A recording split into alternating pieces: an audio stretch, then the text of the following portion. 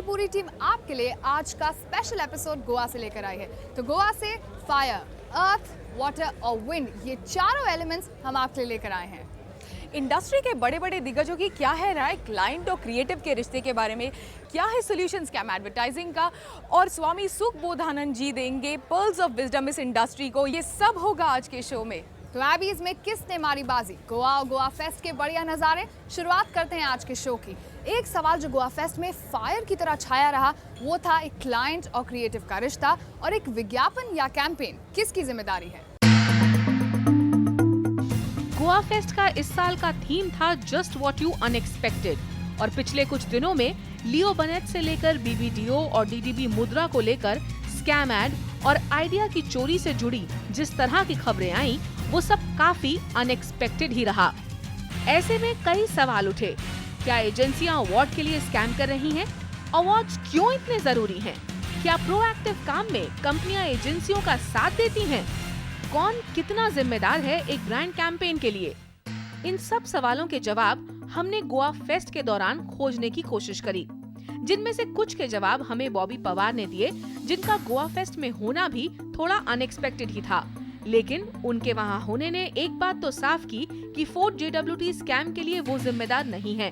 उस विवाद के बाद किसी मीडिया से ये बॉबी की पहली बातचीत थी, और ये बातचीत उन्होंने एक्सक्लूसिवली ब्रांड बाजार के साथ की। तो जैसे आपको जाना चाहता है एक अवार्ड्स पर्सन, जो जिस किसी भी एजेंसी में आप जाते हैं, तो जैसे मिडास टच, वो एजेंसी बहुत सारे अवार्ड्स जीतती है। कितना ज़रूरी होता है एक एजेंसी को अवार्ड्स जीतना? मिडास टच तो मैं नहीं बोलूँगा, हार्ड वर्क होता है। हाँ, वो आसानी से तो कुछ चीज़ मिलती नहीं है। जो चीज़ आसानी से मिलती है वो उसका वैल्यू ज़्यादा नहीं होता, इसलिए वो आसानी से मिलती है। तो कुछ भी कमाना हो, शोहरत या एक्सेलेंस, उसके लिए या खून बहाना पड़ता है। तो पहले उसकी तैयारी होनी चाहिए, उसका कल्चर होना चाहिए।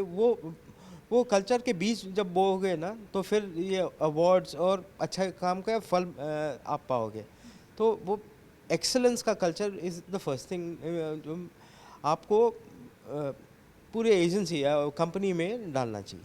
जो एक तरह से प्रोएक्टिव वर्क कहते हैं, तो क्या इसे सिर्फ क्रिएटिव पर्सन रिस्पॉन्सिबल है to create a proactive ad, और या फिर हर एक सर्विसिंग गाय, क्लाइंट, हर एक की रिस्पॉन्सिबिलिटी है फॉर दिस? नहीं, देखो, एक ज़माने में शायद होगा कि सिर्फ क्रिएटिव लोगों को प्रोएक्टिव करना था। आजकल बस सभी को जीतना है। CEOs को भी पता है कि यार तुम्हारा रेपुटेशन अच्छा होगा अवार्ड जीते हुए, आप थोड़े सेक्सी क्रिएटिव एजेंसी दस्ते, आपको ज़्यादा पिक्चर्स में बुलाया जाएगा। आपकी ऑर्गेनाइजेशन पे थोड़ी और शीन होगी। तो प्रेशर फ्रॉम एवरीबॉडी है। और फिर यंग लोगों को भी खुद पे प्रेशर डालते हैं, क्योंकि अगर तुम जीतोगे तुम्हारा करियर और तेज़ी से बढ़ेगा है? तो ये वैल्यू सिस्टम है अपना जो यहाँ पे है, तो वैसे चलता है। क्या scam advertising has become a part of the system now, and is it okay ऐसे फंक्शन करते हुए? जी देखो, आई थिंक ये बहुत ही लोडेड प्रश्न है, वो 10 साल से पूछने जा रहे हैं। हाँ? और मेरे से बहुत ही महान लोग उसका उत्तर देने में नाकामयाब रहे पहले, क्योंकि यार वो स्कैम क्या होता है मुझे वो कोई डिफाइन। अगर क्लाइंट ने का ओके है, वो कई बार तो चला हुआ, तो चलो ठीक है। Is it ideal? नहीं है। पर क्या हो रहा है आजकल, कुछ मीडियम्स जैसे प्रिंट और आउटडोर में जो मोर रिटेल एंड एक्शन ड्रिवन, आप कोई भी न्यूज़पेपर छान लो यार, इतना कुछ खास काम नहीं होता। तो उसमें आपको maybe sometimes you need to be proactive to do that. हाँ, but I think if it's okay with this thing, then क्या होता है ना कि एक आदमी अकेला पूरे सिस्टम के रूल्स तो डिफाइन नहीं कर सकता ना। तो this is how the system is defined. Goa fest में इस बार देश के कुछ बड़े ब्रांड्स के बड़े नाम मौजूद थे। इन मार्केटियर्स से हमने पूछा कि एक कैंपेन के लिए किसकी जिम्मेदारी ज्यादा है, क्लाइंट की या फिर क्रिएटिव की, और वो अपने इस क्रिएटिव पार्टनर से क्या उम्मीद करते हैं। क्रिएटिव एजेंसी एक इनपुट देती है, क्लाइंट ने उसके ऊपर साइन करके अपना ब्रांड का लोगो लगाना है। तो अगर उसका क्लाइंट का ब्रांड का लोगो उसके ऊपर लगा है तो क्लाइंट उसके लिए रिस्पॉन्सिबल है। बट क्लाइंट अगर उस क्रिएटिव को बनाना शुरू कर दे तो फिर उसने क्रिएटिव एजेंसी क्यों हायर करी है? मैं ये नहीं कह रहा कि रिस्पॉन्सिबिलिटी सारी जो कुछ बनाया है वो क्रिएटिव एजेंसी की है। क्रिएटिव एजेंसी ने ऐड बनाया, क्लाइंट को दिखाया, क्लाइंट ने उसके ऊपर अपना लोगो लगाया, साइन करे और वो बाहर गया, तो क्लाइंट की रिस्पॉन्सिबिलिटी बराबर बनती है अगर कुछ गलती होती है। हम ब्रीफ टू ब्रीफ सोचते हैं, ब्रांड और ब्रांड स्ट्रैटेजी शायद इतना नहीं सोचते। तो मेरा यही मानना है कि अगर हम उन दिनों पे वापस जाएं जहां ब्रीफ तो ज़रूर डिस्कस करेंगे, पर ब्रांड, कंसिस्टेंसी, कंटिन्यूटी, और मैं ब्रांड ही सोचते रहा हूँ, ब्रांड ही सोचते रहा हूँ, क्लाइंट ही सोचते रहा हूँ, आइडियाज़ आएंगे, एक्साइटमेंट आएगा, क्रिएटिविटी आएगी, अवार्ड्स भी आएंगे। फाइनल से तो एजेंसी की है, बिकॉज वो प्रोफेशनल हैं, उनको मालूम है कि क्रिएटिविटी क्या होती है और कैसे कम्युनिकेट करना है, पहली बात। पर एजेंसी का और क्रिएटिव लोगों का भी ये रिस्पॉन्सिबिलिटी है कि जो वो क्रिएटिव बना रहे हैं वो क्लाइंट की प्रोडक्ट की सेल करने के लिए, ना कि उनकी सेल करने के लिए। नॉलेज होनी चाहिए आपको बिज़नेस के बारे में, कंज्यूमर के बारे में कुछ तो लाना पड़ेगा जो क्लाइंट को नहीं पता है। अगर आप वही ला रहे हैं जो क्लाइंट को पता है तो फिर क्या फ़ायदा होगा। तो थोड़ी होमवर्क, रिगर, स्किल, नॉलेज की ज़रूरत है जिससे आप क्लाइंट के बिज़नेस से ज़्यादा एंगेज कर सकें। जहां एडवर्टाइजिंग एजेंसीज का मानना है कि बिजनेस के लिए और एजेंसीज में काम कर रहे लोगों को मोटिवेटेड रखने के लिए अवार्ड जरूरी हैं, वहीं क्लाइंट्स का मानना है कि एजेंसी को सिर्फ ब्रांड के लिए काम करना चाहिए और वही काम अच्छा होगा, लोगों को पसंद आएगा तो क्रिएटिव अवार्ड खुद ब खुद जीतेगा। दूसरा सवाल हमने A&M के दिग्गजों से ये पूछा कि स्कैम एड्स ना हो, इसके क्या सॉल्यूशंस है उनके पास।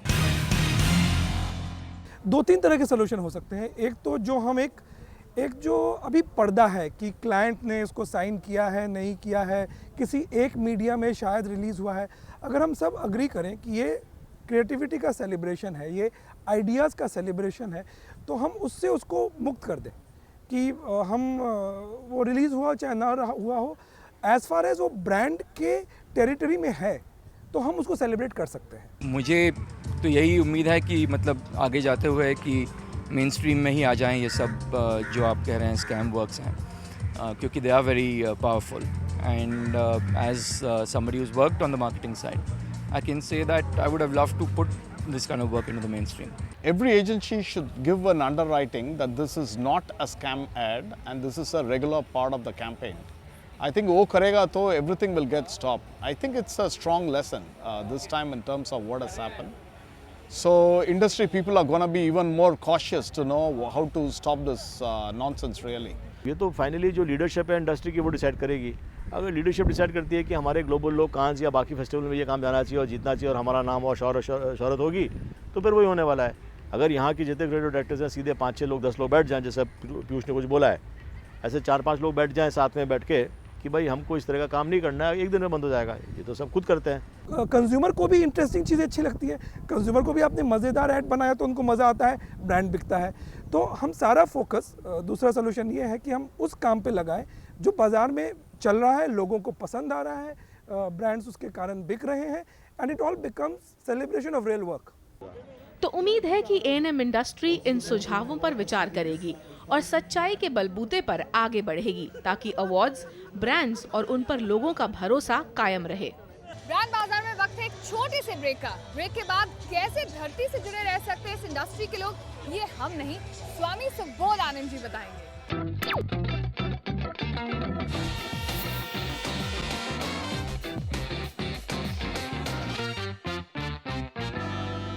वेलकम बैक, आप देख रहे हैं ब्रांड बाजार Goa fest special. Goa fest के 4 एलिमेंट्स में से फायर हम आपको ऑलरेडी बता चुके हैं कि यहाँ उठे किन सवालों ने फायर का काम किया। अब बारी है इस इंडस्ट्री के लोगों को धरती से जोड़ने की, जिसके लिए यहाँ पर आए स्वामी सुबोध आनंद जी। आइए देखते हैं उनके साथ एक खास बातचीत। हमारे साथ है स्वामी सुबोधानंद जी, जो एक स्पिरिचुअल गुरु हैं और गोवा फेस्ट में वो काफ़ी सही समय पर आए हैं, क्योंकि हाल फिलहाल ही इस इंडस्ट्री ने काफ़ी अनसर्टनिटीज़ का सामना किया है और इसके अलावा यहाँ पर हर व्यक्ति इस इंडस्ट्री में रोज़ किसी ना किसी प्रकार के डर से जूझ रहा होता है। स्वामी जी ये कहते हैं कि जो हेवन है, मतलब अगर हम अपने लिए एक स्वर्ग बनाना चाहते हैं तो वो हमारे ही हाथ में है। आइए इन्हीं से बात करते हैं, जानते हैं कि कैसे जूझें इन अनसर्टनिटी से। स्वामी जी, सबसे पहले आपसे ये जानना चाहूँगी कि अनसर्टनिटी हर एक के जीवन में होती है, रोज़ होती है, कब क्या हो जाए ज़िंदगी में हम नहीं कह सकते, इससे हम कैसे डील करें? अनसर्टेनिटी का समस्या क्या है? अनसर्टेनिटी असुरक्षा तो असुरक्षा ही है, परंतु आपका विचार क्या होगी? अनसर्टेनिटी हमको दुख देगा, अनसर्टेनिटी हमको मुश्किल देगा, राइट? ये निष्कर्ष, एक कंक्लूजन ही बड़ा समस्या है। सो देयरफॉर यू क्रिएट एक कॉन्फ्लिक्ट, एक द्वंद्व क्रिएट करता है अनसर्टेनिटी के ऊपर। संस्कृत में एक वाक्य है, दृष्टि सृष्टि वाजा, आपका दृष्टि ही एक सृष्टि हो जाता है। सो अनसर्टेनिटी के इसमें आनंद ले लो, मजा ले लो, इसमें सुख ले लो। सो आपका दृष्टि बदलाएगा, देन आपका जीवन भी एक तरफ चेंज होगा। डर जो है वो हर चीज़ का बेसिक वो डर ही है। डर की वजह से ही इंसान बहुत कुछ कर रहा होता है। उसे आपने बहुत अच्छे से एक्सप्लेन किया। अगर आप वो हमारे दर्शकों के लिए फिर से फियर का अर्थ क्या है? FEAR, fantasise experience appearing real है। सच में वास्तव में नहीं है, केवल मन का एक प्रक्षेपण है, मन का एक कल्पना है, राइट? वो कल्पना द्वारा, राइट, असत्य जगत को निर्माण करके बाद में आप भीतर डर होकर विघटन हो जाता है जीवन में। सो आपका डर केवल एक विचार है। अतीत को प्रभाव ज़्यादा मत ले लो, वर्तमान को सजगता, सतर्कता, परिपूर्णता से ला लो। If you bring that, you will be able to handle fear. Advertising और ब्रांडिंग इंडस्ट्री है, बहुत सारे यंग लोग हैं यहाँ पर, बहुत सारे ऐसे लोग हैं जो बहुत जल्दी बहुत कुछ पाना चाहते हैं। इनको आप क्या सलाह देंगे और किस तरह से इन्हें ये सब पाने की जल्दी में अनएथिकल चीज़ें नहीं करनी चाहिए, ये कैसे आप इन्हें समझा पाएंगे? फर्स्ट एक बैलेंस होना चाहिए, राइट? आपको यू वांट टू बी, सफलता जीवन में होना चाहिए, एक है। आनंद का सफलता है क्या आपका भीतर, ये भी देखो। पद का सफलता पर्याप्त नहीं होता है जीवन में, ये हम सिखाते लोग का। अरे सफलता मिलना है, सक्सेस मिलना है, ब्रांड होना चाहिए, सृजनात्मक भाव से कर दीजिए, समस्या नहीं। इसका बावजूद साथ साथ आप आनंद से, प्रेम से, शांति से भी कैसा उसका वृद्धि करना, वो भी सीखना भी। अब नंबर 1 हो गया, जीवन में पर्याप्त नहीं होता है, राइट? बट नंबर 1 होने के लिए सृजनात्मक द्वारा, संकल्प द्वारा कर दीजिए। साथ साथ भी आपका भीतर एक नैपुण्य होना चाहिए, कैसा आनंद, शांत होना चाहिए, ये भी सीख लीजिए ना भी। आपका बहुत बहुत धन्यवाद स्वामी जी, ब्रांड बाजार पर CNBC आवाज़ से बात करने के लिए। Thank you. एडवर्टाइजिंग के सबसे बड़े मेले में ज्ञान शुद्ध पानी की तरह बहता है और इसका फायदा हर कोई उठाता है। People tell you they don't believe in advertising. They tell you advertising is an exaggeration, advertising is to sell your products. I don't trust advertising. The last round of surveys which I showed, 76% of the consumers said they don't trust it. My definition of creativity is you are creative if you are exceptional in solving a problem in an intelligent way. That's my definition of creativity. That means that you have to solve the problem and you have to be measured by solving the problem. The assumption that we had that we are the creators of content, that we put out the stimulus into the market, that consumers react to that stimulus and therefore they will form opinions of the brand based on what we put out, is fundamentally flawed.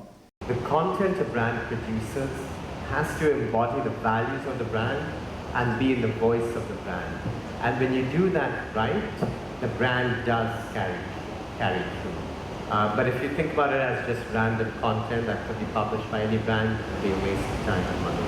From creating a myth and communicating it to finding a truth, a product truth or a human truth, but finding the truth and sharing it. Yeah, that's going to be the fundamental difference between where we were and where we are going to be. I am absolutely convinced that myths which are not founded on truth cannot survive in today's world. The job that you should have is to solve a client's problem in an intelligent way. Awards just, as I said, are a nice effect of it, but it cannot be the main goal of an agency. Especially not if you are trying to win awards based on stuff that are not relevant to the real conditions of the market. we hate the word process. We hate the word process. We have an anathema to anyone who tells you follow a process. We assume that process and discipline kills creativity. That's a mindset. The ability that brands have is to transform and change disempowered consumers and people to make them empowered people who can, through their small actions of making choices about the brands which they buy, start making a larger difference to the big issues facing the world. When we do so, brands will grow. Brands will build stickiness. Brands will build loyalty. Above all else, brands will build love. लेकिन ज्ञान के साथ बहुत ज़्यादा मौज मस्ती भी होती है। गोवा फेस्ट के ये नज़ारे हम लाए हैं आपके लिए खास गोवा से। शॉपिंग करने के लिए बहुत सारी चीज़ें।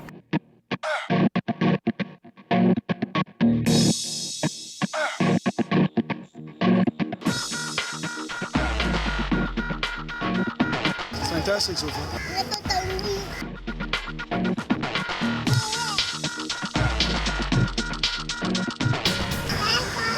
ब्रांड बाजार गोवा फेस्ट स्पेशल में लेंगे एक छोटा सा ब्रेक और ब्रेक के बाद गोवा फेस्ट का सबसे विंडी मोमेंट, द एबीज।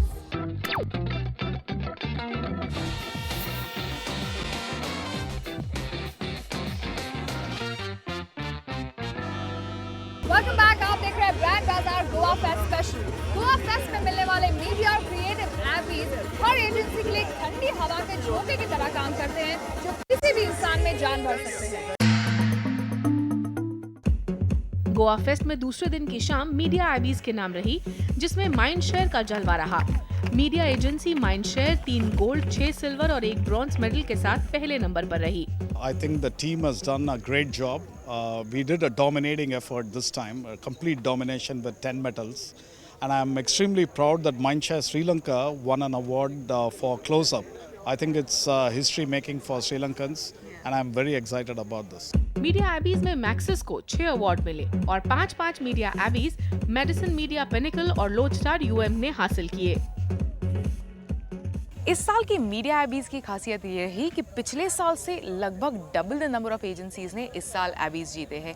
हालांकि मीडिया में ग्रैंड प्री किसी को नहीं मिला, लेकिन क्रिएटिव एबीज में किसने जीता रेडियो, आउटडोर, प्रिंट और टीवी इन कैटेगरीज में, आइए देखते हैं। क्रिएटिव एबीज की शुरुआत डिजिटल, मोबाइल, डायरेक्ट और डिजाइन कैटेगरी के अवार्ड से की गई। हंगामा डिजिटल को महिंद्रा कॉन्टो और महिंद्रा XUV 500 दोनों ही विज्ञापनों के लिए 2 गोल्ड मिले और ग्रैंड प्री मिला इंटरफेस बिजनेस सॉल्यूशंस को टाटा डोकोमो का CRM पावर्ड वेब बैनर बनाने के लिए। I expected a couple of my entries to do a lot more better actually. The ones were the XUV memorable stories. I think it was a great piece of branded content which actually just made it to a bronze, I think so. I think that has immense potential to actually win a lot more. But having said that, I was very sure that we would get a fair bit of awards this year. जो अभी हम लोग देख रहे हैं कि digital में जो ROI का क्वेश्चन हमेशा से आता है कि ब्रांड्स जो डिजिटल में कर रहे हैं उसका ROI कहाँ से आएगा। ये जो कैंपेन हमने किया है which is innovative in the sense it's the first time कि किसी ने ऐसा किया है। It is something which other brands can use और उनको भी काफ़ी फ़ायदा हो सकता है, which is why we are also more than happy. Digital Abbys के बाद बारी आई रेडियो, प्रिंट, पोस्टर, फिल्म और इंटीग्रेटेड अवार्ड्स की। लियो बनेट 67 मेडल्स के साथ ओवरऑल मेडल टैली में सबसे आगे रही। वैसे लियो बनेट को 71 मेडल्स मिले थे, लेकिन गोवा फेस्ट से लौटने के बाद टाटा सॉल्ट लाइट के लिए मिले सभी मेडल्स 2 गोल्ड और 2 सिल्वर लियो बनेट ने लौटा दिए, क्योंकि ब्रांड का मानना था कि ये सही एंट्रीज नहीं थी। लियो बनेट को कुल 7 गोल्ड, 32 सिल्वर और 28 ब्रोंज मिले। हर एक कैंपेन हर एक वर्टिकल में जीता है, तो वो मुझे ज़्यादातर की खुशी होती है। पिछले साल मैकेन ने एबीज में हिस्सा नहीं लिया था, लेकिन इस साल वो एबीज पर छा गए। मैकेन ग्रुप ने 56 एबीज जीते, जिनमें एबीज का सबसे बड़ा अवार्ड ग्रैंड प्री शामिल है, जो उन्हें प्रिंट कैटेगरी में मिला। इसके अलावा 7 गोल्ड, 15 सिल्वर और 33 ब्रॉन्ज के साथ मैकेन नंबर 2 पर रही। हमारे आर्ट डायरेक्शन बहुत अच्छा हो रहा है, डिज़ाइन में बहुत अच्छा काम हो रहा है और जैसा कि मैंने कहा कि कुछ ऐसी चीज़ें हैं जहाँ प्रोडक्ट डिज़ाइन तक लोग जा रहे हैं, तो वो एक काबिल तारीफ़ बात है और मुझे खुशी है कि हमारे यंगस्टर्स जो हैं वो ऐसा काम कर रहे हैं जो विश्व स्तर का है। गोवा फेस्ट से पहले फोर्ड के विज्ञापन की वजह से चर्चा में रही और विवादों में घिरी JWT इंडिया एबीज में नंबर 3 पर रही। JWT को कुल 48 मेडल्स मिले, जिनमें 5 गोल्ड, 17 सिल्वर और 26 ब्रोंज हैं। हमारे आई थिंक 50% क्लाइंट्स को आज कुछ अवार्ड मिला है यहाँ पे, क्योंकि बूस्ट बोलो, नाइकी बोलो, बिरला सन life. At the heart of every idea was something quite powerful and real and true and very, very simple. Actually, this was not some clever line or some gimmick. It was just a simple message, pure, literally the purity of it. It's always about the size of the idea. It's not about the size of the agency or the size of the brand or the size of the market that the brand operates in. So when we're here to celebrate ideas, I mean, it can come from anywhere, it can come from anybody. The important thing is to spot the right idea and celebrate it. लेकिन Abies का सबसे महत्वपूर्ण award यानी integrated grand pre मिला grey India को killer jeans campaign के लिए। इसके लिए ग्रे ने किलर जीन्स से अपने प्रोडक्ट डिजाइन में भी कुछ बदलाव करने को कहा था, जिससे इस पूरे कैंपेन को सफलता मिली। Obviously feel proud, and this is obviously the big one. It is the Campaign of the Year award, and it's fabulous. It's what we've been working towards for a long time now. I think this is completely a team effort, because actually the big thing I think is we actually changed the product, and I think that's what really won us this, which is we went and sent the jeans back and got them dyed green, and I think the client was really maverick and mad enough to allow us to do that. इस साल देश की सबसे creative agency माने जाने वाली Ogilvy ने Abies में हिस्सा नहीं लिया था, लेकिन कुल 170 ऑर्गेनाइजेशन से एंट्रीज आई, जिनमें से 73 एजेंसीज ने कोई ना कोई अवार्ड जीता। क्रिएटिविटी, एक्साइटमेंट और बहुत सारी मौज मस्ती के साथ 3 दिन का गोवा फेस्ट खत्म हुआ क्रिएटिव एबीज के साथ। बिल्कुल, बहुत कुछ मिला सीखने को और बहुत सारे मेमोरेबल मोमेंट्स। तो एडवर्टाइजिंग और मार्केटिंग की दुनिया का ये रोमांचक सफर आपको कैसा लगा? हमें लिख भेजिए brandbazaar@network18online.com पर। आप हमें ट्विटर पर भी फॉलो कर सकते हैं @आवाज़ पर। ब्रांड बाजार में फिर मिलेंगे अगले हफ्ते इसी दिन इसी समय, सिर्फ CNBC आवाज पर।